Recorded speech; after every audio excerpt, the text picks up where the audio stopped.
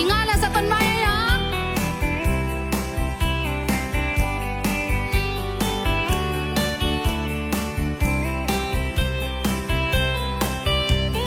Tulo zogam elom sa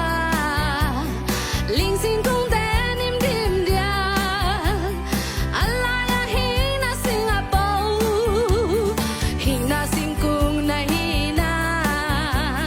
zomi bentoy hin kolun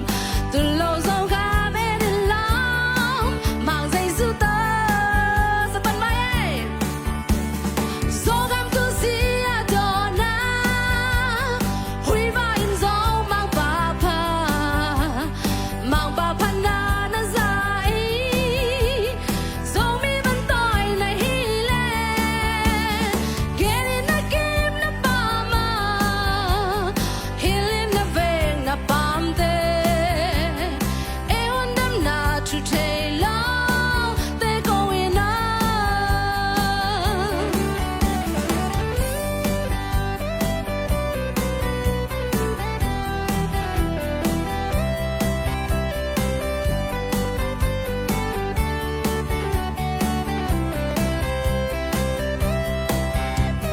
变色朦胧亮嘞当，走米开黑那起来，那上岸得顶帮那山，BAIN 那伊那，那内上嘞那汉那，谁输嘞那马里，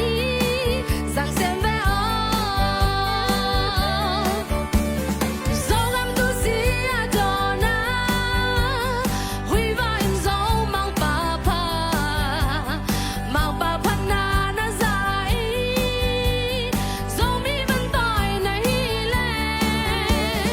get in the game na pa ma healing the vein na pam te e hon nam na to take long they going on sa ton mai atom na Zogam tu si adona hui va in zo mang ba pa na na zai zomi ban toy na hile get in the game na pa ma healing the vein na pam te e hon nam na to take long they going on လုံနမမိုင်ပူဇော်စွမ်းသားတဲ့သုံးပန်းတစ်ပိုက်မချစ်တဲ့ဟန်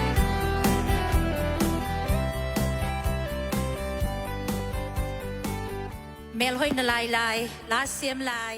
ตัวนี้ตัวป้า